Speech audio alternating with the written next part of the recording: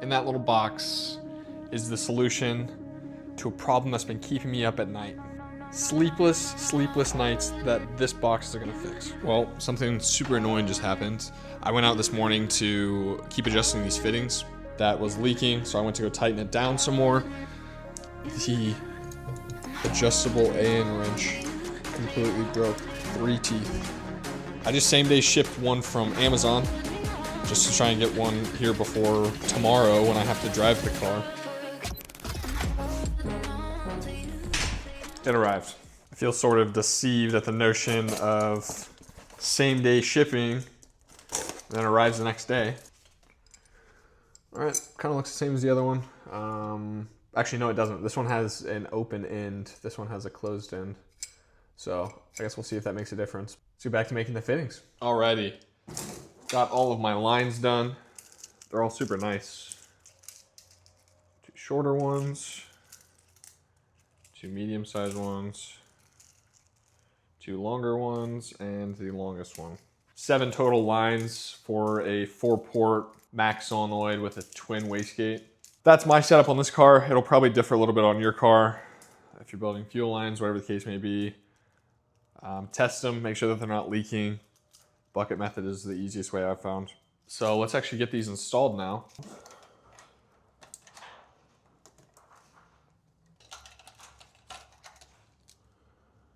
That's all the lines right there. So now we'll just be removing all of the 290s there, the 2 straight fittings there, and then I have a 90 on the front of the turbo as well, right there. Got all the wastegate ones off. Now I got to get these ones off the Max solenoid. Also, this mounting bracket for the Max solenoid has been super useful. I always recommend it to everyone that's buying one of these kits. They're asking what else they need for it. This is the kit I recommend. There's a factory hole right there. I didn't even modify it at all. I just grabbed one of these rubber, I want to say it's like a riv nut almost, that has threaded on one end, and as you thread into it, it compresses, and it, as you can see, it kind of fattens up right there. So all that's holding it in there is one of these, but it's a rubber piece, so it's not going to vibrate the crap out of it. But no, this mounting bracket's been really good.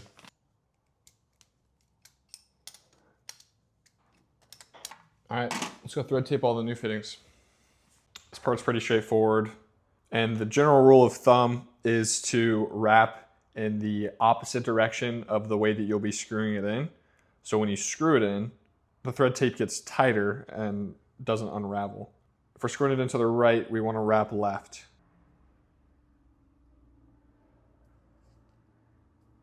And then when you screw it to the right, the thread tape will get tighter like that. And then just reinstall all of your fittings. Alrighty, a few days later, we were hopping back into this project.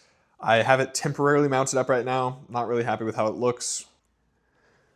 So this, I had to do some weird things here. I had to put a 90 on this one because it wouldn't clear this little tower right there, meaning that I couldn't put a 90, where was it? I think, oh, it was right here. I couldn't put a 90 right there, so I had to put one right here. So now I'm gonna transfer the straight fitting over because I got new ones. I got a 45, a 30, and a 30 degree, and I'm straight fitting, and then some extra ferrules or olives. Got 10 of those because those are one-time use. So going to be putting a straight fitting where that 90 is right now, and redoing this line.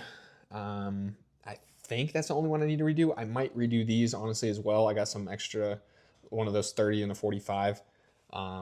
See if I can make this bend less severe. So we'll see. Okay, so I did end up redoing it again. I wasn't super happy with how it looked. So I might honestly redo it, even like just tweak it a little bit. But it does look a lot better than what it was before. So this is now the current setup. Have a 35 coming off of this one and a 35 coming off of this one. And then, or sorry, the 45 is right there. 35, 35, 45. The rest are straight fittings. This is a lot cleaner though. It's all separated through there. Nothing's just like crossing over each other. I think I need to make this one just a tad bit smaller. I don't know, I'm super particular with how things look in the engine bay especially. I'm super proud of everything that I have done to this so far, but I want to make sure that this looks good as well, especially for the upcoming car show. But we're actually going to be going over to my buddy's house right now so we can help him install his turbo. They already have the manifold on as well as the wastegates. Everything else needs to be done on it though. So going to go over there this morning and help out. Switching it up a little bit, we are at Nick's installing his dock race kit. So far, manifold's on, wastegates are on, plumbing up the wastegate lines. Yeah, dump tubes are on. Yeah, pretty exciting stuff. It's a little bit different fitment than the Gen 2. It's a little bit tighter through those areas, but as far as the wastegate lines go, we're thinking this is going to be the best route to have these, because downpipe will be here. We're thinking the best route's going to be to go up through here and have the maximum one placed somewhere over here. I'll update here in a sec once we get more done, but yeah, next step is going to be to throw this turbo on and I guess to get the undershield on, but also a little bit of a change from the Gen 1 to the Gen 2. Gen 1 has their wastegates like this, Gen 2 is like this. So we need to cut a little bit more, we think, right there. Yeah, that's the only really differences that we've noticed so far.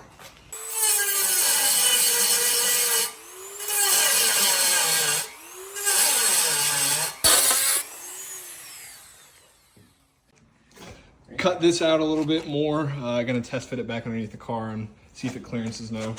For Gen 1, this is kind of what we're rocking with. Just to give you guys a little bit of a measurement. This is the belly pan off.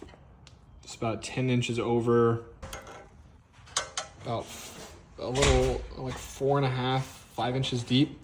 And then we had to cut this little notch out, which is like halfway through this circle right there. So with the undershield, it's clearancing on both pipes now. Not that much space on either side.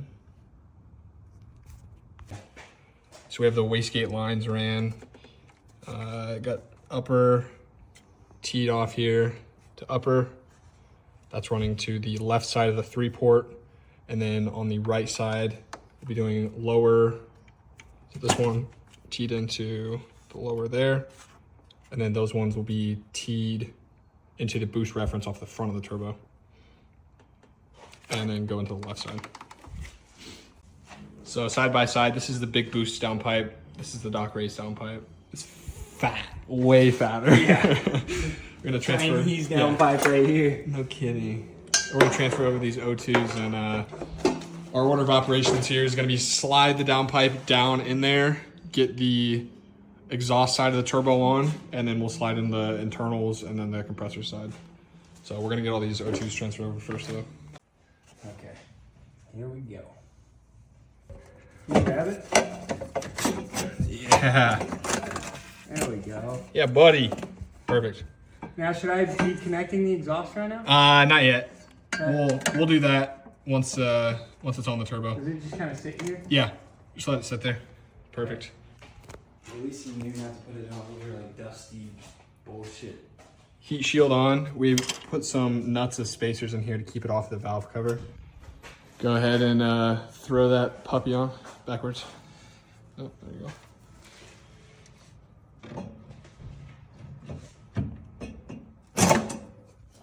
Boom. Boom. Put some nuts on there and throw the downpipe on.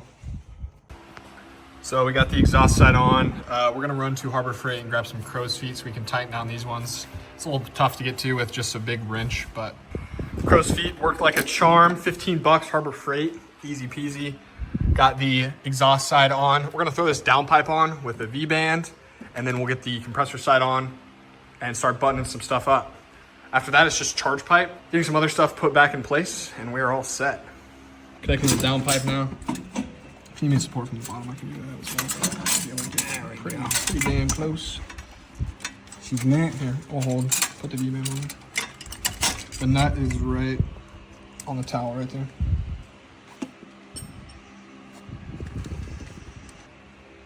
Thread started.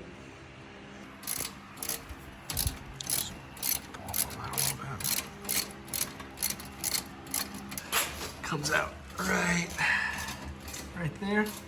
We'll connect it to the exhaust. Put that under shield back on. We'll be buttoned up on the bottom side at least. Hot side is completely done. O2s are in. Pro tip, do those before you connect the downpipe. Makes it a lot easier. We're gonna be connecting the exhaust now and then doing the hot side. Yeah, that's exactly the tool that we need. You look very gorgeous to me. You're not recording. Froz is here. That's your little race is not every brown person is the other brown person. What is a racism? What is a racism? It's when two people that are really different really like each other. Agreed. Like me and him are very. No play. Little shaft play. Made a little bit of progress here. Got the compressor cover on. Just tightening up the backside right now. Last step after that. Yeah, shout out the views. The views actually helped. We had a magnet on the bottom side, but yeah, no, this is last step is gonna be to get this charge pipe on and then prime it, but we're on the home stretch. What time is it for us? Don't ask me that, bro. 11:16. Nick, what time did we start this morning? We started at 11 p.m. Yeah, 11 p.m. 10 minutes. Yeah, this has been 10 minutes. This is how far we got. It's all ready to go now. Gotta pull out DME plug 6 Yep. so we can prime it. On Gen 1s, you can pull out this last DME plug and it'll cut fuel and spark because it's all in the same harness over here. So we're gonna do that really quick so we can prime the oil line for the feed. Make sure that the turbo is getting oil before it dry starts. Yep. Yep.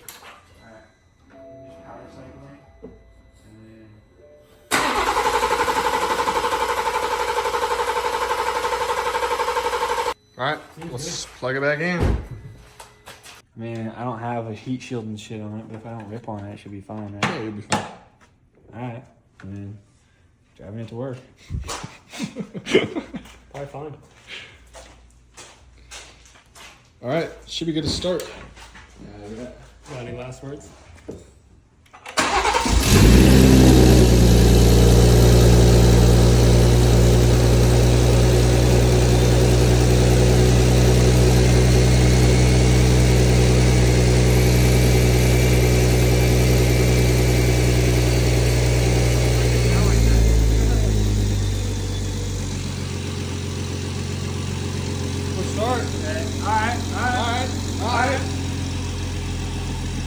Let's go to a 6130. Yeah, dude. Hey, it'll do 38 PSI. Looks good. That smoke is just from our hands. Oh yeah, there'll be a lot of smoke. We got a little vape. That's probably from some of the water that went into there. Yeah. With the B58 vape. Actually, check out the meat. Oh, stop it, stop it, stop it, stop.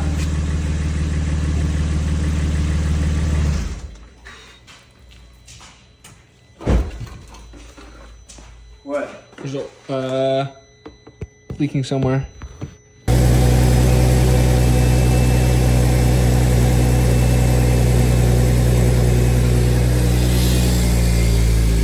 It ain't dripping no more. It's not leaking No anymore. more drip. It's not leaking. No drip. I like my 340 drippy, bro. No more drip. It's not a drip.